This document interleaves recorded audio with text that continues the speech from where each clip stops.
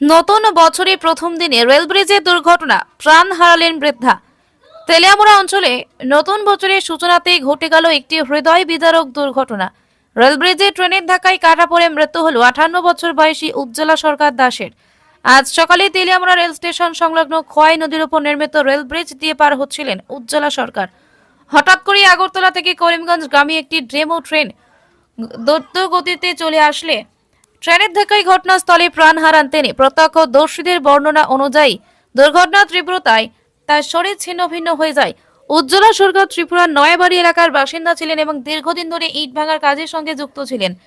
জানা গেছে কাজের সুবিধার্থে তিনি প্রায় রেল ব্রিজ ব্যবহার করতেন। দুর্ঘটনার খবর পাওয়ার পর স্থানীয় পুলিশ ঘটনাস্থলে পৌঁছে মৃতদেহ উদ্ধার করে ময়না তদন্তের জন্য পাঠিয়েছে।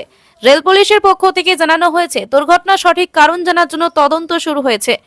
এই দুর্ঘটনার খবর ছড়িয়ে পড়তেই পুরো এলাকায় শোকের ছায়া নেমে এসেছে।